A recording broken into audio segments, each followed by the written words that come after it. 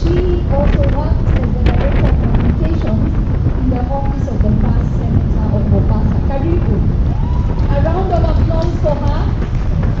I don't know whether, ladies and gentlemen, you realize the moment we are in. I think 10 years ago, we would not be seated here in the coast region the way we are, and appreciating ladies such as this who have done so well in the tech industry. But this afternoon, I think what's most important is because we want to discuss and hear what's the status quo with regard to gender and innovation, tech innovation. A lot has been done, and I think even as we see all the innovations around, the question is, where are we in terms of gender equality? There's still a lot to be done, but there's also good stories, and we want to begin there. And so we'll begin right at the end. Just tell us what's happening, what's on the ground. Hi,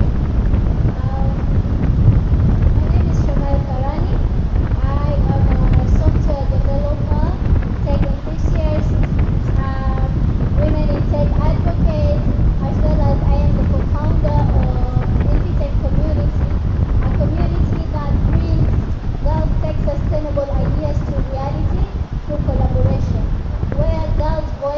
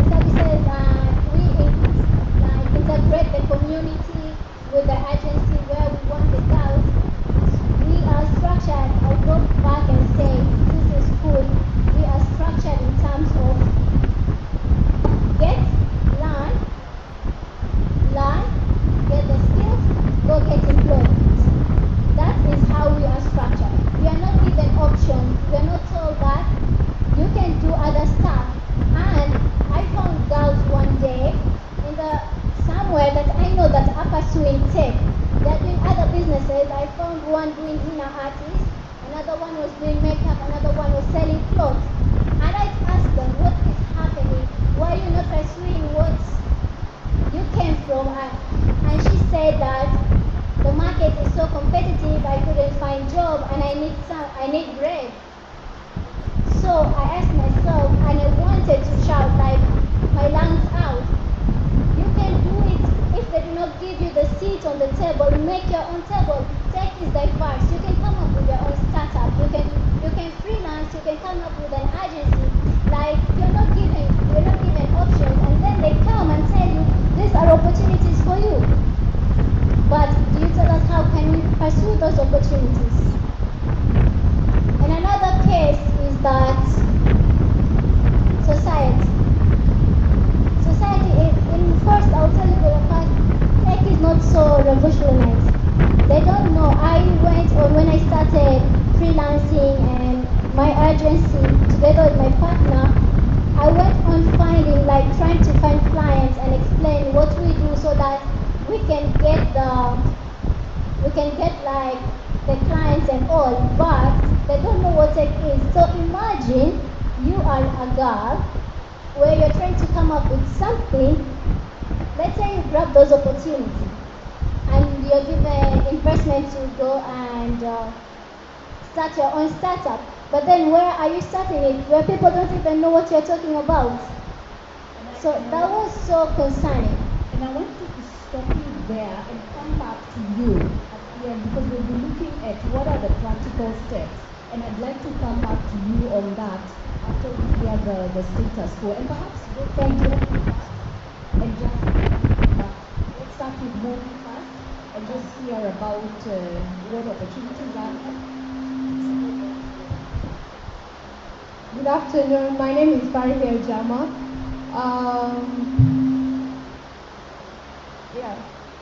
To just first introduce myself, I'm a lawyer by profession, a woman in finance, the first youngest TED Talk speaker, World Trade Organization recipient founder, and so a lecturer at 29, yeah. So if you ever thought that you're too young to make it, then I am your symbol. Let's start with that. So there are opportunities. It's up to you to grab them. The first thing that you need to remember, no one is going to serve you food to your table. Pick the plate and go to the buffet and choose what you want. So the first time I joined this journey, being a young girl, I started my company back at 18 years old, my first company. This current company, I started it at 24, and I stopped apologizing on tables. Being in the investment space, entrepreneurship ecosystem, I used to be on tables where it was male dominated, and I was so young. And the first thing they would be like, but you're such a young girl, what are you coming to tell us? And sometimes it will get offensive. But then again, for me, what I did is I changed the obstacles to be my marbles. The stones that are at your doorstep are not necessarily challenges. They are your stepping stone. So get the courage and confidence to step on them, because they are elevating you to the next door. So the first thing, every person asks me, you're a lawyer, you're in the investment space, in the tax, how do you manage that? You're such a young girl, why are you working so hard? So you just sit down, coming from my community, wearing a hijab. For those who don't know, I was Miss President, and the first thing I was asked, people from your community are intelligent. Okay, we weren't supposed to be. So every challenge that I took up, I was breaking the ceilings for every young girl, for every young person, so that they believe it can be done. So when I started Holby, it's because I wanted to give young people like you a platform to speak. a platform to be safe, a platform to be able to innovate. And innovation is just not about technology. Innovation is about coming with creative new ideas. So you can be all the past, you can be everything that you wanted to be, from the lawyer to the investment specialist to whatever, the artist. Anything that you have ever thought of becoming, please just become. Stop thinking that it cannot be done. And I am glad that this year I'm coming as a speaker, because when I came to the Swahili Pot last year, I was just a guest, working with the volunteers, sitting at the seat where you are. What does that tell you? It takes only few months, 1 year, for you to be who you want to become. But you have to grab the opportunity. There's money moving around here, but if you are very lazy not to grab it, then you will be trying to fit into environments thinking that why is the opportunity not coming? But there are investors sitting somewhere around you. There are people around you. Have you just said hi to your neighbor? Have you gotten to know who's sitting next to you? I was just going to the toilet and then I met an investor on the road and he's like, hi, how are you? And we exchanged numbers. So every time I come to Mombasa, I make more money. So I'm a finance person, so I'm always pushing for economic empowerment. So if you see me on any platform, I'm teaching you as a young person or any person to make more money. So please ask the person next to you, where is my money? Because they have your money. You didn't come all the way to Swahili Pot to sit here and just kubanga, right? You didn't come here to just waste time. So anyone sitting next to you has your money, please grab it and make sure you go home with your money. And we don't want to lose a round of applause.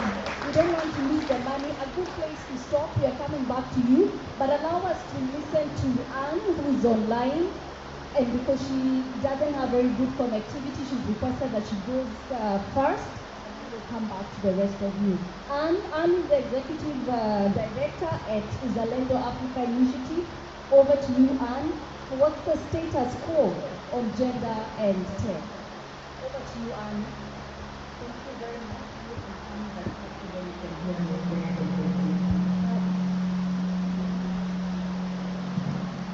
Can you hear me?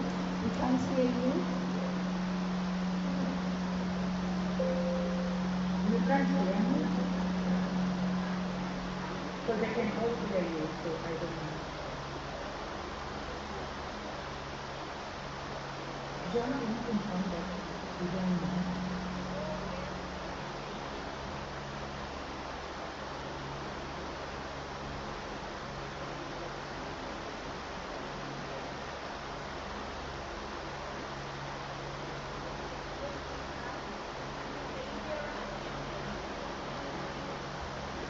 Can you hear me now?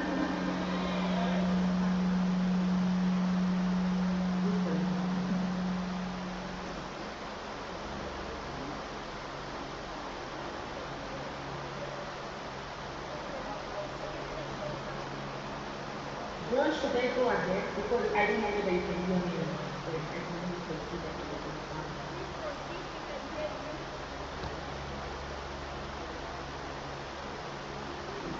We can hear you. Okay, thank you. So, like to say, my name is Anmawa. I'm not my official name, but I am known as Anmawa. I'm a trained journalist and a communication expert, and I work within the development field. And I work with an organization called Uzalendo Africa, which is a Pan-African organization based in Mombasa. I am radical Pan-African, and on a day-to-day basis, I work with youth, women, and youth governance. My area of work is with youth and governance on the AFCCA, African Continental Future Area in gender. So I thank you so much for having me at all. Many apologies definitely, because connectivity is always like this. Somehow we don't really have control over what we do when it's happening. But allow me to first of all begin by saying, before answering what is the current status quo. Just to put into perspective or more contextualizing what is really happening, we cannot begin to have a conversation around gender and innovation before demystifying what innovation means or what people take to be innovation. And I think for the longest time, when we hear the word innovation, we think we have to be ICT-led. Now, when we talk about the barriers that are limiting young women and girls to participate in processes such as internet governance, this is definitely one of them, and sometimes they're very structured. Now, there's a report that was done in 2022 by JPMA, and it says 15%, only 15% of women and girls in Africa know that they are actually only like. Now, that may have changed because this is 2022, and now I am trying to answer the question from what is the status quo currently. To sit here and say that we are already there, or we are, and as a gender policy advocate, we also support girls and bring them together in movement to advocate for ending online gender-based violence. I would tell you there are many things that we still need to do for us to get there. I also want to recognize and appreciate the fact that we have made certain steps, however, in terms of the legal representation, in terms of the legislative framework supporting this kind of technology and the technological advancements, including AI. But having said that, also allow me to say that the new technology, as much as it's an opportunity to us that we can leverage as a citizen to achieve what we want, also presents a significant number of things for the country. And that is where we are talking about conversations such as online gender-based violence or rather technology-assisted violence against women and girls, which traditionally seems to be a conversation goes like the political classes, but during the COVID-19 pandemic, I think we witnessed quite a good number of young people as well being capabilities and all this conversation and revenge pornography. And also, if you look at now, the question around whose knowledge are we consuming on the internet, and that do we have a say or do we have autonomy into the conversations around divisions affecting the whole idea of internet governance, how transparent, how accountable are the legal frameworks supporting some of these policies, whose reality actually inform the kind of policies or shape the kind of policies that support women and girls. And I think having said that alone would tell you that the hospital unfortunately remains to be one of those areas that still has a long way to go in terms of now girls meaningfully participating or being included on the internet. Because we have many barriers that impede such participation, and some of them could be geographical, because we also know that there are areas where there's no connectivity, but some of them also could be structural. And structural means they're very systemized, and we have a lot of advocacy work to do, both at policy level, research, or whichever methodology you want to do. Through the degree of Pwani, which is a network that we have been leading at Switzerland, we have been trying to make comparative analysis between countries in the SADC region, such as the in South Africa, and Kenya and Uganda, just to see where are we, even in regional conversation, how do we place girls such as the first and second speaker on the map to show what kind of interventions they are doing, because part of the gap that we have seen is in terms of documentation, because we do very good innovation, but because we think that innovation is ICT related, then we don't think if amazing things that we are doing actually qualify. Let's give an example of last year. I happened to support a research that was being done by UNDP and SDR, so the maternity adaptation. And we went to Kwale, and there were like a group of old women, I think in their mid-70s, and they have a way of, traditional way of knowing can add one interesting, but it's not assisting. It's not a traditional way of knowing what kind, like whether are we going to experience or whether we're going to have something. And such innovations do not make it to the public, do not make it to documentation, because also I think our documentation is limited within scholarly articulation. And I think in this conversation, Dr. Tara, we also need to relook and rethink in terms of the kind of knowledge product we are producing. How do we harness the power of traditional knowledge that we have, even though we have a lot of conversation about AI, but I'm sure there must be an integration point. So allow me to also say that we've made quite a significant progress, even in terms of regional processes, such as the OGP Open Government Partnership, which just got concluded, this year in Berlin. And one of the thematic areas is definitely calling out for transparency within the internet governance and having more women.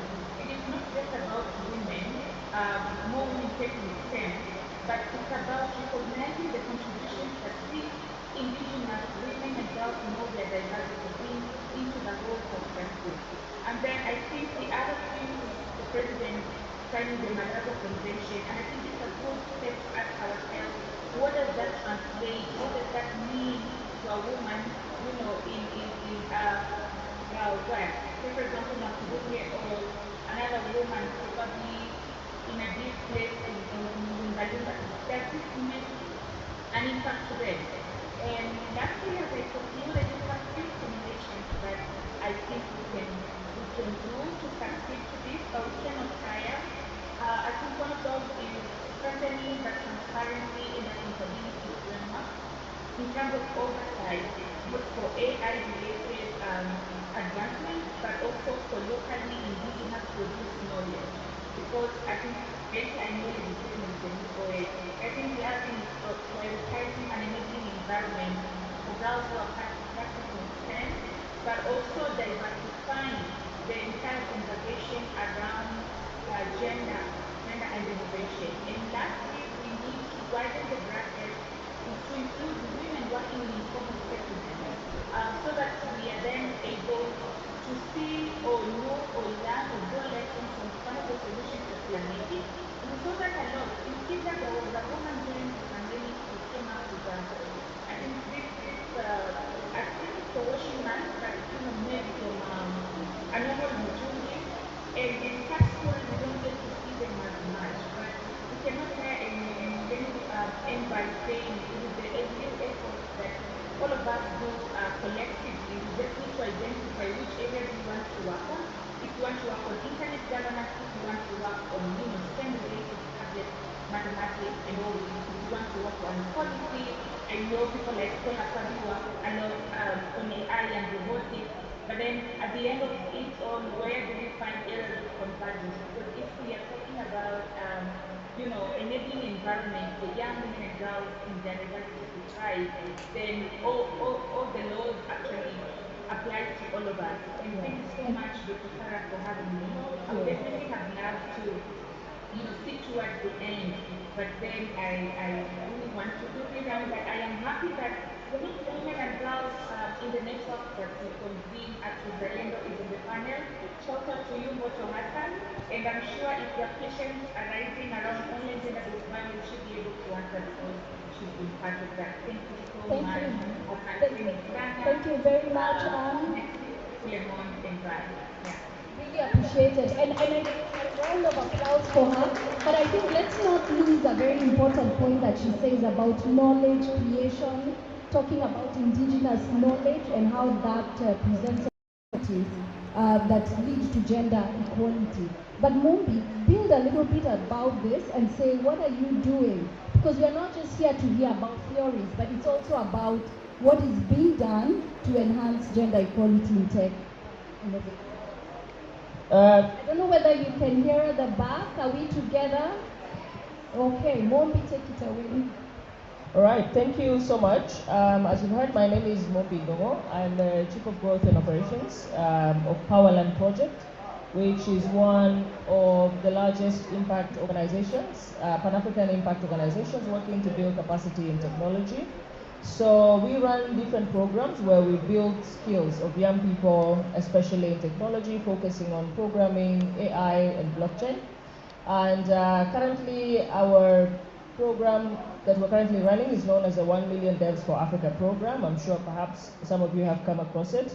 And what we intend to do is to train 1 million software developers from across Africa. So we're currently based in 5 countries in Africa.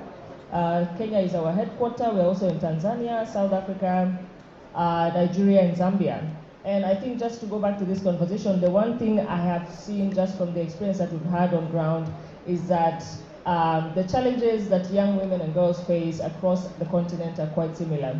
So whether it's structural, whether it's systemic, whether it's it's your culture that's affecting how you consume education, it's pretty much the same.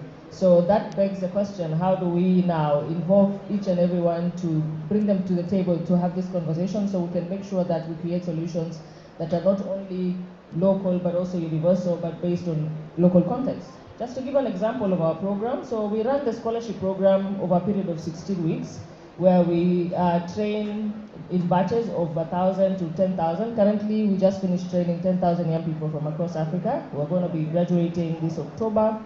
And in Kenya only, we've been able to train almost 3,000 young people. Out of these 3,000, thank you so much. Out of these 3,000, our first cohort in Kenya was about 1,000 last year. Out of the 1,000, we only had 400 women. And out of the 400, only about 370 were able to graduate. For us, we are very intentional with how we design our program. So our curriculum is very inclusive. We make sure that even our instructors, a huge population of them are women, young women to be in particular. Just to give an example of her, she said she's a software developer. She fits the mark to, she perhaps just needs the opportunity, and that happens to all of us. Looking at our curriculum as well, we do intentionally have sessions where we train young women separately, and ideally this is not training per se, but also just to put them in spaces where other women have achieved what they intend to achieve and show them that it's possible, but also intentionally mentor them within our Powerland community, where they get to have activities around specific issues that women particularly experience, and then from there they get to provide solutions for that.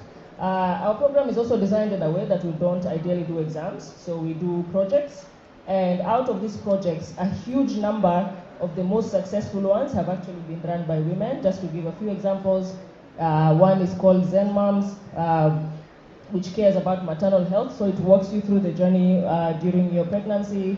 We also have another one by Nelly Alili, which focuses on childcare. So we all know that a huge problem, especially for working moms, is getting to make sure that their children are safe in terms of transportation. So she designed a model where she put together a lot of cab drivers who different mothers trust, and created a platform for them where they can be used and can be accessed by very many people. So when you're at work, you don't have to feel that you have to leave work to go and pick someone from school, because someone somewhere sat down and thought of a solution that befits you. And these are just a few of the examples that we are currently having in our program. So it's been a great journey, and I see there's a lot of intentionality across the world, but I still think there's a huge task ahead of us to make sure that while we speak about gender equality, we are not talking about only empowering women, but also how do we also empower men at the same time, so that no one is left behind. Thank you very much. And a round of applause for her. I think the word from Mumbi is intentionality. And I think we should probably now make people say the buzzword so that everybody is alert. Can we say intentionality? Just to test whether you're still here. So Mumbi says we have to be intentional. She said we have to make our table, right? Like if you can't find the table, make your table. Get the buzzwords. We'll come back to you. There are some goodies for those who will say the buzzwords. But over to you. In the tourism world and generally, women in tech, what's the status quo? Generally, my name is Mugeni Mboto Hassan. I am one of the youngest board of directors at the tourism under KCC SAGA.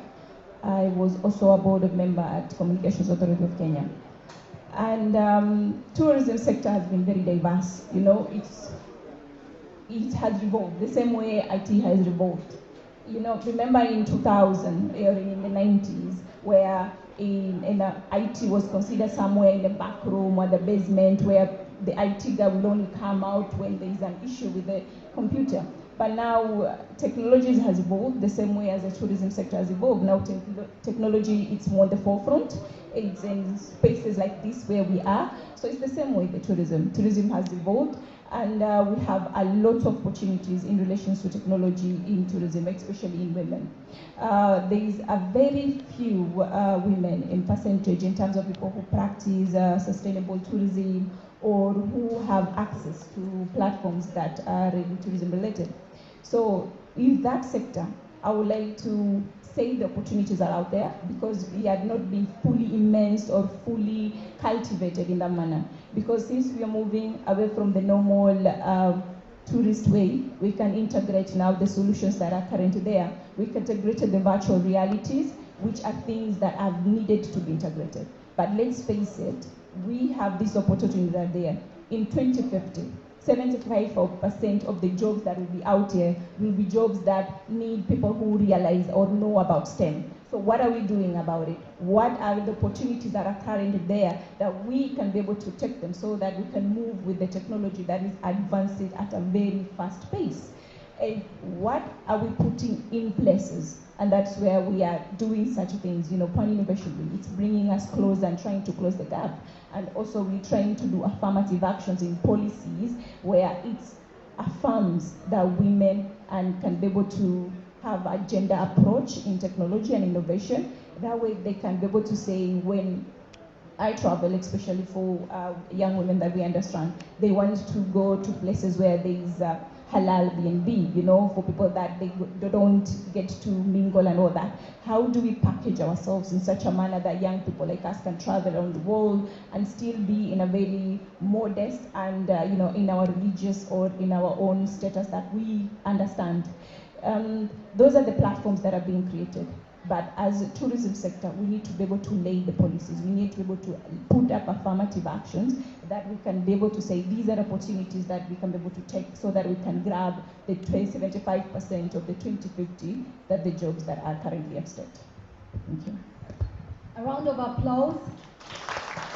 And the buzzword there is close the gap. What are we doing to close the gap?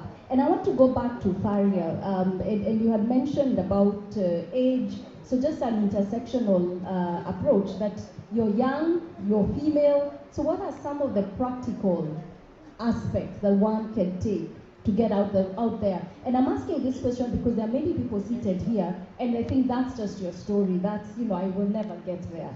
But just to tell us, to walk us through that it's actually possible. What does one need to do to break the barriers? Let me start with the new gold right now is being young. If today anyone will place money, there's a reason why the government is coming to you. There's a reason why every investor is looking for a young person. Have you asked yourself why? You're youthful, you're energetic, you have the time.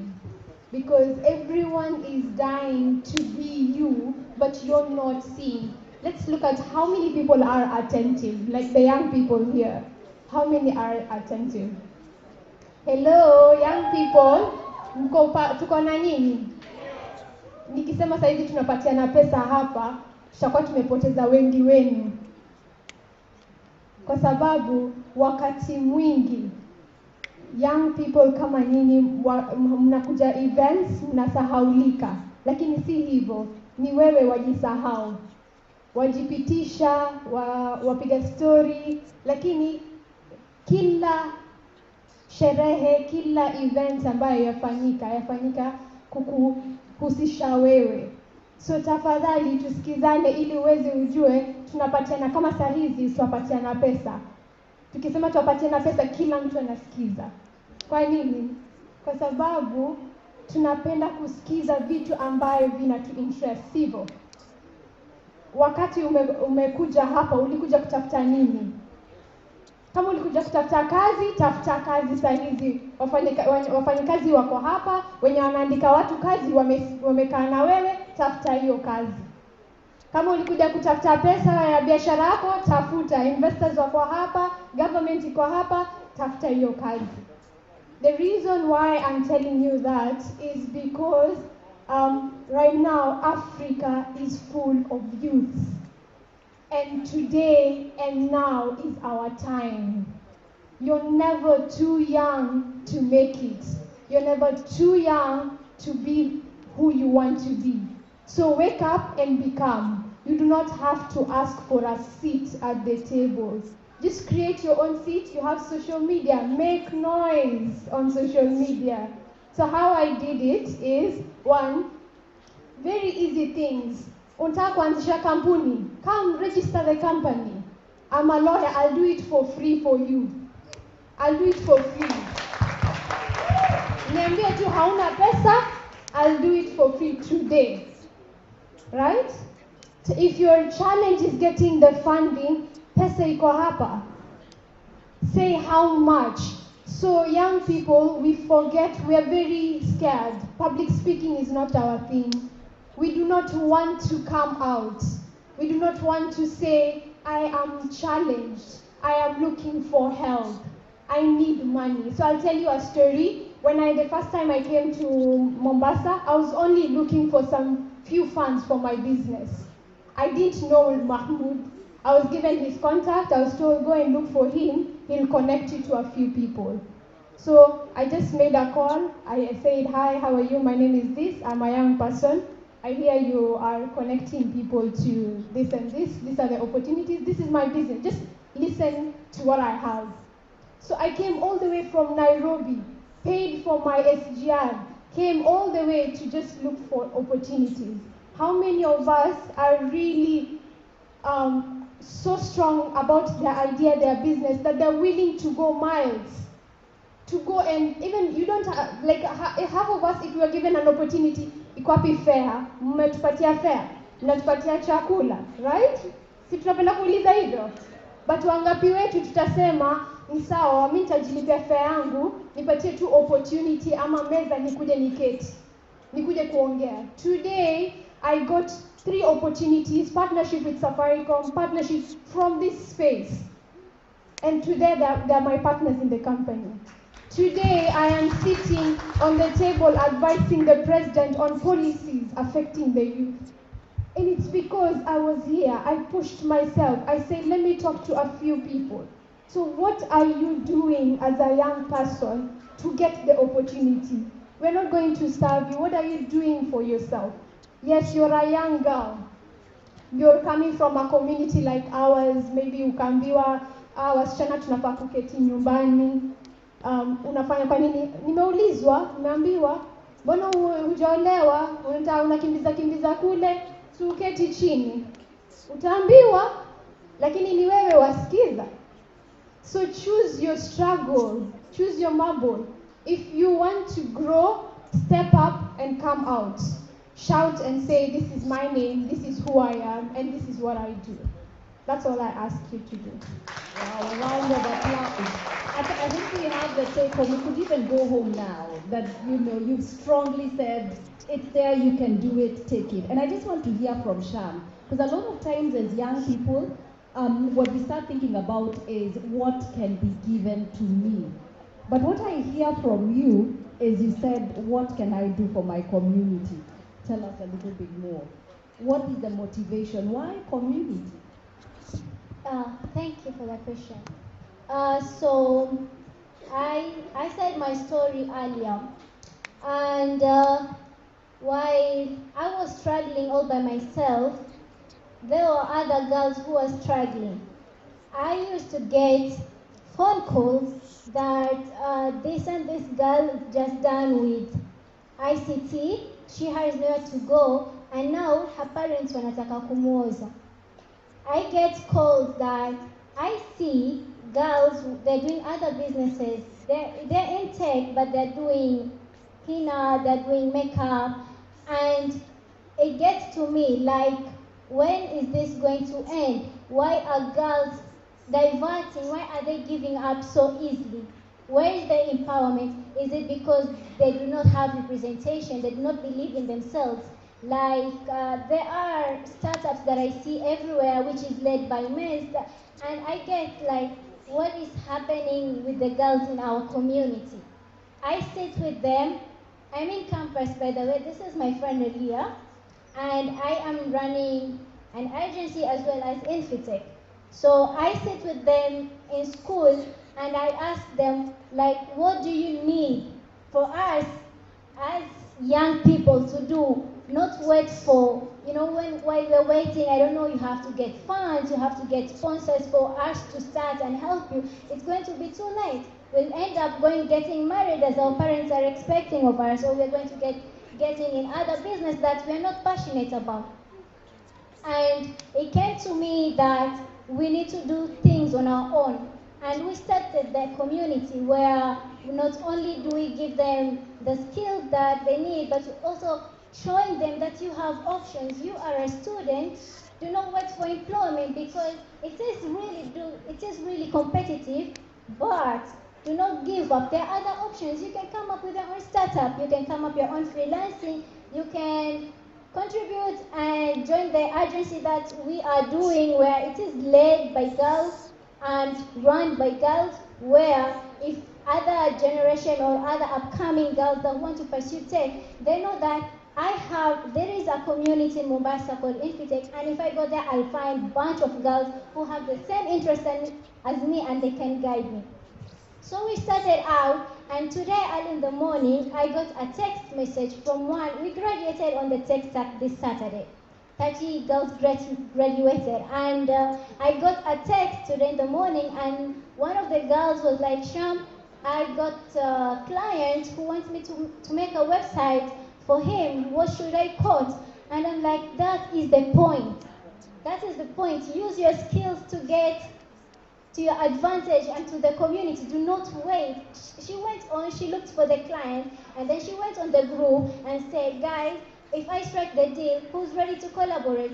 And now it shows that the community, we are helping each other. But if we sit and say we are going to wait for someone to bring us the dish, we're going to still be there, because it is very hard. It is a steep slope. So if we do not come together as a community, or if I say I want to thrive on my own, then I'm not doing anything. If I see other girls, I'm doing my freelancing and I'm getting my money, and I say, okay, I'm okay, then who am I going, like, leave a legacy as a girl. Try to help each other. And I know this is gender equality. I am focusing so much on girls because the percentage of girls in tech is very, very low.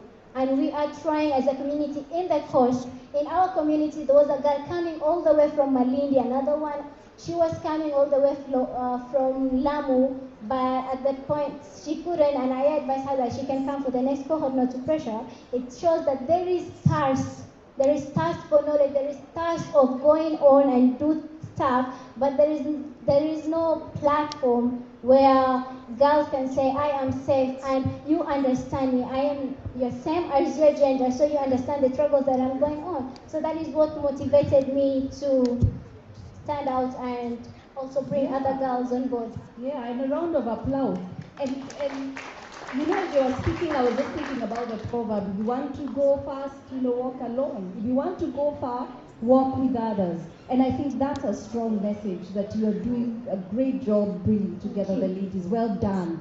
And just to pick out from where you left, saying we are talking about girls, it's gender.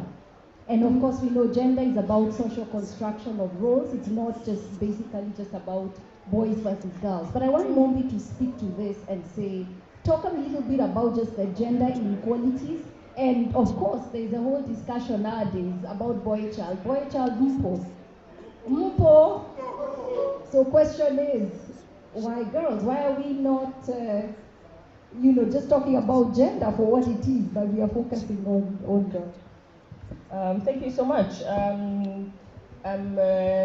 I think just to start, because even when I think most of us saw the title of this panel, and or you ever come across the word gender equality, the first thing that comes to mind is girls.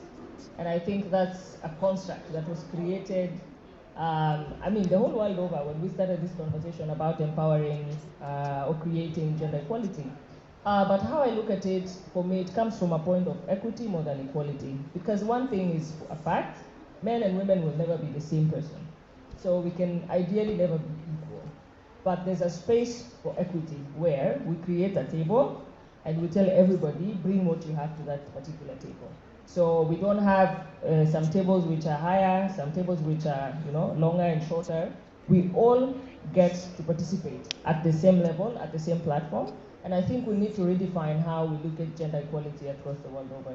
Because now it's gotten to a point where there's a sense of imbalance because we are talking too much about young women and empowering, and that means when the conversation is about that, also the investment goes to that. That means there's an imbalance on this other side because now we have an issue of the boy child who's feeling disempowered. So how do we get back that conversation to that space where we're talking about creating some level of equity, where everybody can play at the same table? And I mean, 10 years from now, we can look at that. And how I look at it also, I think COVID was a very, very, for me, I look at COVID as a starting point. I feel like the whole world went on reset. So this is the time to actually have these conversations, direct the right investment and resources to gender equality to make sure that we are all participating at the same level, whether it's in education, in business, and in all these particular things. And maybe just to add to the point that she has, I'm extremely excited with what she's doing here because that's also what we're doing at Powerland, only at a bigger scale. And like she said, it's about the opportunities now. So after this panel, I will definitely see how I can help this young lady scale her thing to the next level. So I think it's also about, again, intentionality from every perspective, whether you are a young person, because as much as Africa has a lot of young people, if we are not quality people, we can't compete globally. Quantity doesn't matter. So we have to be people of quality. So yeah, I think that would be all for me. And awesome that she's already gotten an opportunity. A round of applause. And I like the last point that you make about quality as well. Like if we are getting on the global platform, we have to have quality. And I just want to come back to you, Mboto, and say, look at you and how much you have done. You have, broken barriers. You're from the coast region, you're in national boards, really. So what would you tell the young people here that what do we need to do when we grow up, quote unquote, and be like you? Well, let me just try and say a bit of a story of what actually happened. You come in an entrance and you're visibly right there at the spaces that you are meant to be because you knocked on doors that are not meant for you or you sat on seats that are not meant for you, but you managed to get there. But there are challenges that are going to be there. I can give you a really quick story. I walk in a boardroom and there I am, I'm fully prepared with what I need to bring in this board, and I'm really excited because I feel like this is my genre, this is where I come in. And of course, the stereotype nature of how coastal girls are being associated with. And someone will just look at me and think, how will a hijabi person bring policies and affirmative actions that is going to be, very deliberate to the people? And they will challenge that. In fact, you'll have a very hard time. It's not going to be easy. I know my colleagues is trying to tell you that it's not going to be easy. What we are told is you need to grow bold. It's as simple as that. You just need to have been bold enough. You need to be out there, and the challenges are going to be there. But how you're going to tackle the challenges is when you can be able to stand and say, this status quo was not meant for me. This stereotype was not meant for me. I was meant to be here. I know I can be here. So you need to prove yourself thrice or 4 times than any other normal human being or any other person in there. 1, you're a Swahili girl. 2, you are a young person. 3, you're a woman. So you need to work thrice as hard as anybody else just to fit in, just to be there. And the challenges are going to be there, but how you overcome it will say it all. I was looked at, and everybody looked at me, and how can you sit in a table of senior counsels, lawyers, and all that, and think you can do what we do? And people will definitely definitely put you down. That is a fact that we have to take into consideration. And how you are going to meticulously, intentionally say that I am here and I am here to stay is what is going to set you apart on a futuristic approach on how you're going to deal with issues. So talking to the young people, don't give up. The road will get a bit tough. Yes, the status quo will be challenged, but you need to stand your guards. You need to say, I belong here. In fact, I have a corner or a coach. This is mine, and I'm sitting here, and this is how I will drive this agenda.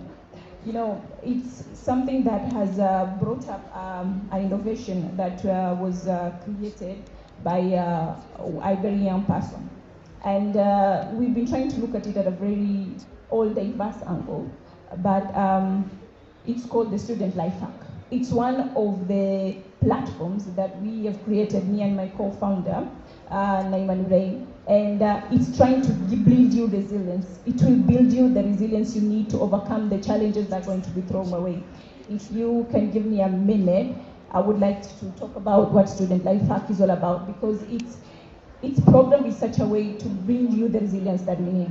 And I would really appreciate if the founder will just speak a minute about it on issues to do with Student Life Hack, because I believe people need to come into that as young as possible so that it can give you the resilience that you need to be able to do that. Naima, would you just give me a 1 minute pitch on what we do at Student Life Hack, because those are the kind of skills that you need as a student and growing up in order for you to be bold enough and do the things that we need to do. Habari zenu. I'm so glad to be here today. I'm so excited. And you know, one thing I was told is, whenever you come to a crowd, know your audience and you speak your language. I think saizi, let me tell you a short story. Sindio? Acha niambie story kidogo tuchangamke. Nitakwambia story ya msichana mmoja anaitwa Mariam. Mariam was like us. Mariam alikuwa kama nyinyi tu. I assume we have students around, sindio? So Mariam was like one of you, seated there. All of you here have high dreams and passion of succeeding in life, sindio? Akapasi vizuri, and then it was time to go to university. Because she got good grades, and society was around her saying, hey Mariam, when you're mpasi, you need to do medicine. So Mariam was like, okay, let me do medicine, because that is what society expects of me. She didn't think about it twice or anything. So she went to college, high dreams, she wants to succeed. Akafika college. Akifika college, Mariam is just thinking about academics. She's thinking, how will I, and she's like, I want to pass, I want to get this job, I want to become a doctor and drive that car, Nini. That is what Mariam is all about. She ignored all the opportunities out there. She was not involved in extracurricular activities, opportunities like being in STEM, she ignored. She was not able, she didn't develop her talent, and hakuwa na time. Mariam failed to equate her personal goal to the bigger picture. She failed to see how she, as a student, as a female student, can contribute, how can her personal goal contribute to solving a problem in the society or a global challenge. She missed out on all the opportunities. Yeye alikuwa tu ana focus, mimi nataka tu kusucceed, nataka kutoka hapa campus, nipate kazi yangu, niwe daktari, niwe na gari langu, niwe na nyumba yangu. Mariam akamaliza skuli, guess what? Hakuna kazi. Guess what? Hakuna nini? Hakuna kazi. Mara amekaa ametama wewe. Ametafuta kazi wewe. Ameenda Brighter Monday, akaenda kusi kuna nani? Wata goja moja. Wewe sijui tuko ya Rabi kuna nyingi yani. Hata hajibiwi nakwambia hazirudi. Hata hapati ile I'm sorry sijui nini. Umeshaona? So after all this struggle, Mariam was depressed. Mariam was mentally depressed. She was sad. She had a victim mind. She was trapped in a box. She couldn't go right. She couldn't go left, right. And alikuwa iko hapo. Kwa sababu she only leveraged on what? Academic excellence. She didn't look beyond. She didn't spread her wings. Sean. So now that is where us as Student Life Hacks come in. We are an organization that aims to empower college students, especially female students, thrive not only academically but professionally. We want them to overcome barriers. Sasa kama ingekuwa Mariam amekutana na mimi or Mboto or any other founders, tingeomba Mariam njoo nikwambie basi. Njoo nikuchanushe dadangu. najua watakusoma medicine, lakini do you know about STEM? Do you know about science, technology, engineering, mathematics? Do you know kama kuna exciting opportunities hapo? Kaambia Mariam usichukue medicine, nenda huku, twende huku kwa STEM, huku ndo kuna opportunities huko. Tungemchanua, tukampa informed career choices. That is one of our program. Secondly, tungempa financial empowerment. Tungeambia Mariam mwenyewe, najua nyumbani kuna shida, chakula ni shida, wewe mwenyewe una student loans, wadaiwa na help nini, njoo tukufundisha tutengeza vipi pesa. Let us introduce you to entrepreneurship ideas. Come observe, have a startup or something. And I'm sorry, I'm going to cut you short, but we've heard about the student hub, and we'd like you to stay strategically so that people can know where you are. Okay. But thank you very much, and I think that's very important work. Please just say where you can be found, and then we'll hand over. Okay, yeah. So, generally, if you're a female student, but no, because of gender equality, you also accept male students. But if you're a female student and you're interested for us to empower you and grow your college journey, please visit us on www.youthfinancialfreedom.com. And one last thing, you talked about how it was difficult. You found women wanachora hina nini instead of being in technology. In society, if you want to accept, if you want people to accept us as women, well, first of all, we need to be familiar with what they are doing. So, for example, yule ambao yachora hina, yule ambao labda yafanya catering, how can you, as Amphitheater, integrate that with ICT? Thank you very much. I'm sorry, I will have to It's okay. I needed to give her that challenge, okay? So you should see how they can integrate with the ICT. So, thank you very much. A round of applause for all our panelists. Excellent discussions, and the buzzwords you have had them: intentionality, make the table, you can do it, and we could go on and on. But ladies and gentlemen, may we close now. We thank you for your thoughts, and we wish you a very fruitful Pwani Innovation 2023. Thank you.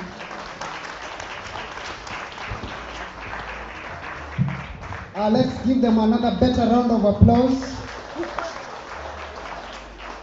I hope the masterclass guys had an amazing time. Oh, they are not yet here. Okay. Respond like you had it. I hope the masterclass had an amazing moment. And the amphitheaters, they broke barriers.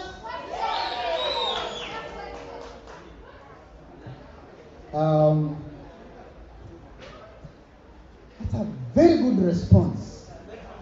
Time is a big issue. It doesn't wait for us, and I think it's a lesson to all of us. Something that carries me is that time is the death of life. Are we together? So if we keep it, it will be good for us. I'm sure we'll create some time in the program for us to be able to deal with a few questions. But for now, allow me to invite my colleague Kevin Mudini to take us to the next session so that we wind up and go home to refresh for the second day of Pwani Innovation Week. Kevin?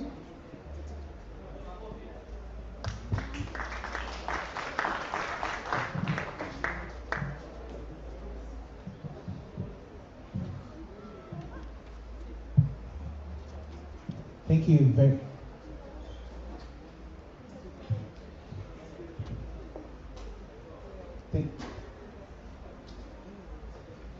Thank you very much. I think first we shall have our presentation from the Changamwe dancers, even just before we have our launch that is about to happen. So I think I'll be calling the Changamwe dancers to kindly come. Changamwe stars, tafadhali uwanja ni wenu as you usher us to the launch of the Tactive Executive Fellowship Program.